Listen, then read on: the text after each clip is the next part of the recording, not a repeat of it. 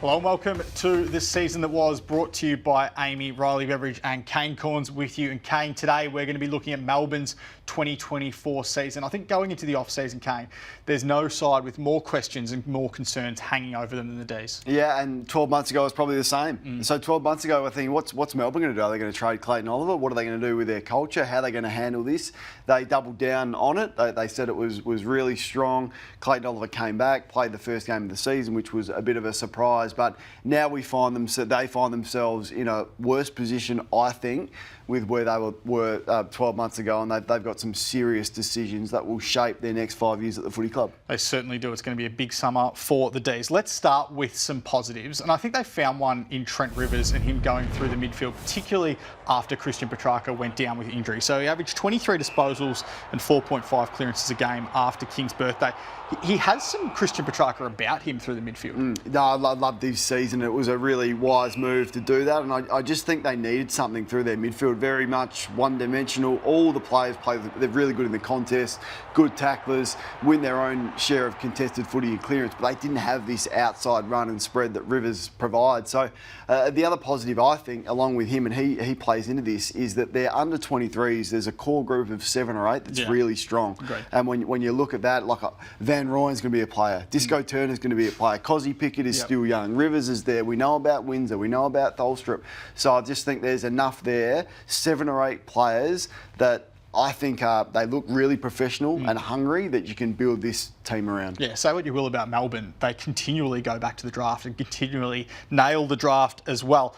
Let's have a look at Melbourne's big issues though, and you can find plenty of them in the last 12 months. So starting from them getting knocked out in straight sets by Collingwood and Carlton in the 2023 final series, everything from there has seemingly been an issue for Melbourne. Yeah, no doubt about it. Look at all of this. The Joel Smith stuff, the off-field concerns about the footy club. The Brayshaw one was a huge one, unexpected, and we're still probably learning the impact that had on the club. Yeah. But the biggest item on that list is Christian Petrarca. And when you first heard that he was disgruntled or he was unhappy after the serious injury that he had, you go, oh, Melbourne will be able to sort this out. This is Christian Petrarca. He's got 5 years left. This will happen. But the longer this has gone on, the more concerning it has become, to the point we're now in that it is now a fact that Christian Petrarca does not want to be at the football club. Now, Melbourne can end this now. Melbourne can say, as Simon Goodwin did after the Collingwood game, we're not trading him. Yeah. And that's the end of the story. They have all the power in this situation. Do you think Christian Petrarca will be a Melbourne player next year? Well, as things stand, I've been given no indication from anyone at Melbourne that their stance is going to change on Christian Petrarca. And that stems from what Simon Goodwin said around a fortnight ago, that he's going to remain at the football club next year. It's going to be awfully difficult to get a trade, or to complete a trade if you're a rival club interested in Christian Petrarca, especially after the AFL's decision to delay future trading to 2 years. I think if they had have brought that in this year, there would have been clubs with a haul of draft picks they could have gone to Melbourne with. But as things stand, I think it's going to be very difficult to wrench Christian Petrarca out of Melbourne. Which makes it awkward. Like, if you've got a star player, influential player that does not want to be there, how you address that. Now, it's been done before, and players will move on and they'll sort it out. But the question they need to ask is, where do they see this group? Do they feel like they can win the premiership next year? It's a no for me. I don't think they can. Yeah. So I wouldn't be going down the line of trading my picks for a Dan Houston type. I'd go back to the draft, build around the 7 or 8 23-year-olds you've got. You've still got the experience there to guide them through. Perhaps take a step back or two and then get set to rebuild and launch for your next premiership with a game plan, Simon Goodwin, that stacks up in 2024.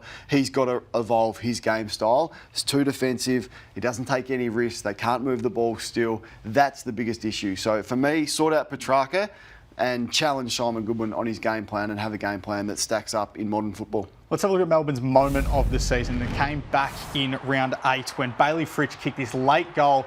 You can see here the score. It was a moment where Geelong were coming and then he kicks this goal to seal the win. Can you believe this moved them to 6-2? Yeah, I know. And then they had wins versus the Dogs, Hawthorn, Port Adelaide and Brisbane. So they were in a really good patch of form. And you thought if they're going to miss the finals from that position that they were in, you'd be laughing. Yeah. There was no way in the world, but had some injuries to key players, and some key players were out of form. Lost Petrarca, obviously. Yeah. Stephen May was disrupted. Max Gawn got banged up, and just showed that they didn't have the depth to be able to replace those guys. Well, speaking of Max Gawn, he is Melbourne's season star. I still think somehow across the competition, this guy is a little bit underrated for just how good he is. You're never going to find another ruckman that's going to win 8, 9, 10 potentially All-Australians in a row. No, he's the best ruckman of the modern era. He's the best ruckman I've seen. So now the challenge is, for a bit of his legacy, I guess it's all around the leadership. Nothing to do with what he does on the field, but how can he galvanise this group as the captain and such an influential figure to try and rebuild the damage that has clearly been done despite their denials in the last couple of seasons. So 11 and 12 across the course of the season for the D's. In terms of a grade, what do you give them? Yeah, C-. I thought after straight sets last year, I thought they may be able to rebound. So for them to miss the finals, I think that's a fair grading. And I don't think it's going to get much better in the next 2 or 3 years. Going to be an interesting off-season ahead for Melbourne. This is the season that was on AFL.com.au as we wrap up every club's 2024 campaign.